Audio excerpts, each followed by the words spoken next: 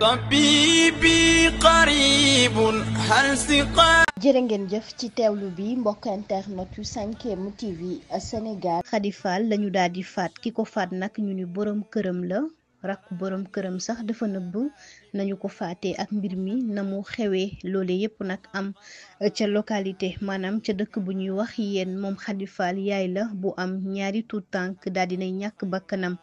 ci anam yu doy waar ginnaaw l'enquête bi nga xam ne ubbi nañu ko ngir mën a saytu lan moo ko daal di faat nag mu mel ni brigade territoriale bu yéen nag ñoom ña nga koy rek def seen liggéey adjudant chef Ndiaye moo ko jiitee ma nga ca jublu kon ñel lay tukkee ca résultat autopsie yi nga xam ni def nañu ko ndax dañu wax ni ab accident la moo ko daal di faat waaye mu mel ni bu ñu sukkandikoo ci suñu naataango yi ji waa Seneweb ñu ñuy xamal ni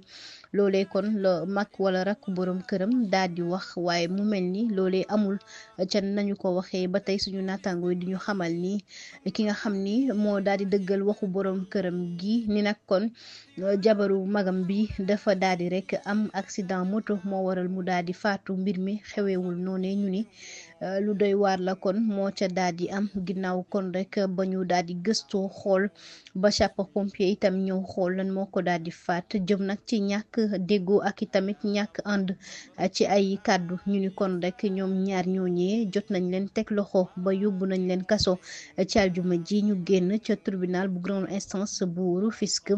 moom oo ndaw ginnaaw dañu ko toppee ni dafa daal di rek kon fat kii di soxnaam rakkam ji itam ñu ni kon da ca rek daal di ànd ginnaaw di ko nëbbal li nga xam ne def na ko. sang Cheikh Moussa Diagne moom nag bi mu taxawee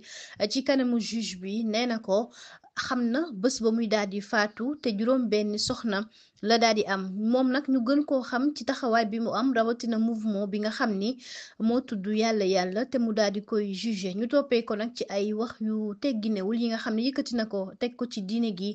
moo taxoon kon ñu ko doon àtte ca flagrant délit tribunal bu Ndakaaru vidéo bi nga xam ni fësal na ko ñu ni ci atum 2020 la ko daal di def sax mu ni ginnaaw ki ko dugal bëgg ko yàqal moo waral kon mu def li nu mel moom nag ba ñu koy laaj ci kàddu yi nga xam ne yëkkati na ko ak la nga xam ni moom la ñu koy daal di toppee tudd nañ ca kon waxu yàmba bi nga xam ni moom la jëfandikoo waaye dafa wax ni loolee buñ ko laajati benn yoon suñu naataango yi ji waa Sénégal di ñu xamal ni moom nag mu mel ni sax la mu wax mooy ni am na juróom benni soxna